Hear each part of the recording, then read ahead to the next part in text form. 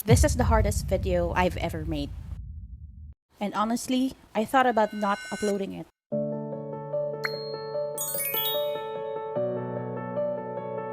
I groomed a dog named Navi. Before we even started, I asked his owner what haircut she wanted. 1 year. January siya. Ayaw sa ayaw. Ala, cute! Sit ikaw dito ah. Sit ikaw. Papi po. Pwede ba? Bear? Wala siyang buhol. Ito dito. Sanitary yung dito, sa puwet. Saka yung poodle. Poodle tea, yes. Pero kaya naman. Alis namin dito, pero pwede na. I-according ko na lang po dito sa malaki sa mga kaparin dito niya. Yung hindi na punta ka tayo. Kung pwede pabilang. Bilang pa, bilang po na lang. Ay! Ako ba niya? Kasama si mama sa loob. Iiwan niyo ba? Ilang oras? Ma'am, approximately 2 hours siya. Pero napaaga ka. Ano ma'am? Sobrang nga kailangan talaga. Napaaga kami message na namin. Pwede na. Mama, din ako. Sige po, i-share ko eh. I accidentally cut Navi's private part area. I don't have the footage of it. It happened in seconds. But I choose to make this video because what happened after that moment matters more. Pinabarnak sa'yo. Pinabarnak sa'yo. Kailangan ko pa hanapin ang mama mo. Una, natulala ako. Nanginig ako. Naluha ako. Yan, kita niyo ba? At gusto ko nang tumigil. Pero bago ako maging emosyonal, kinakailangan kong maging profesional. Nilinis ko ang sugat, nag-first aid ako, nilagyan ko ng gamot, at paulit-ulit akong nag-sorry kay Navi. Ang pinakamahirap, hindi yung sugat. Ang pinakamahirap ay yung pagtawag sa owner. Hindi ko hinintay na makita niya. Ako ang tumawag. Ako ang nagsabi, ako ang nag-send ng picture. Kasi gusto kong manggaling mismo sa akin ang katotohanan. Ma'am! Sorry. Hindi ko sinasadya ang mga pangyayari. Pero i-check mo rin. Sige? Saan ko yung baby ko? Hindi naman po dumago talaga. Ano lang. Na initial lang na. At alam nyo, pagkatapos ko mag-sorry, nag-request pa siya. Pwede bang pakigupitan pa ang kuko? Iyak na siya pag... Pwede pa ba? Iyak na siya, okay lang? Okay lang. Pero hindi pa sagad mo. Kasi medyo sensitive siya na... Dito ma'am. Ito mama, tuyo na yan. Matigas na part yan yung gamot. Pag natuyo yan, kasi yung matatagal ko kung papadilaan. Sensya na mama. Doon ko na-realize, hindi pala nawawala agad ang tiwala. Bye. Nawawala lang kapag tinatakbuhan mo ang responsibilidad. Thank you, ma'am. Nung gabing iyon, kinamusta ko pa. Okay pa. And then the next day,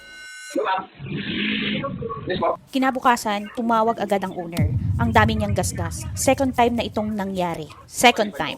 Hindi sa akin. Second time. Sa buong grooming history niya.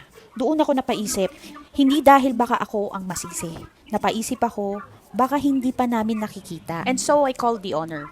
I offered a free check-up para kay Navi. Sinabi ko sa owner, hindi ako nag-offer nito dahil nakasugat ako. Ino-offer ko to dahil pangalawang beses na. Something is off. At sinabi ko rin, na kapag ang aso pinaramdam sa akin na hindi siya okay, madalas nagigets ko agad. Kaya rin siguro ako naging groomer. And so I drove Navi to his vet. Ako mismo ang sumundo kay Navi. Kami ang pumunta sa veterinarian. Ako ang nagbayad ng consultation. Ako ang bumili lahat ng gamot. Hindi dahil may nagsabi. Hindi dahil natatakot ako. Ginawa ko iyon dahil iyon ang tama. Habang chinecheck si Navi, may napansin ako. 3 tao. 3 tao ang humawak sa kanya. Yung veterinarian at 2 assistant. Noon nakita ko yon, mas lalo kong naintindihan kung gaano siya kasensitive sa private part niya. Lumabas ang findings. Ayon sa veterinarian, yung maliit na cut natuyo na. Pero ang dahilan ng irritation ay ang excessive licking. Pagkatapos matanggal ang mating sa private area, kinakailangan niya ng injection, gamot, at 5 araw na naka-e-collar. At sa isang mahalagang instruction, next grooming, gamitin ang shampoo na nakasanayan niya. Hindi lahat ng aso pare-pareho. At iyon ang isa sa pinakamahalagang lesson na natutunan ko. Alam nyo, may nagsabi sa akin, bakit mo pa ito ipopost? E di inatake ka ng lahat. Simple lang. Kasi gusto ko may matutunan dito. Hindi lang ang pet owners, kundi pati kaming mga groomers. Bilang groomer, gusto kong sabihin ito sa bawat kapwa groomer na nanonood. Walang groomer na gumigising sa umaga para manakit ng aso. Lahat tayo, gusto lang silang gumanda. Pero kapag nagkamali tayo, doon nagsisimula ang tunay na pagiging profesional. Huwag kang magtago. Huwag mong sisihin ang aso. Huwag mong hayaan ng owner lang ang magdala sa veterinarian habang naghihintay ka ng update. Samahan mo sila. Makinig ka. Tanungin mo kung ano ang nangyari.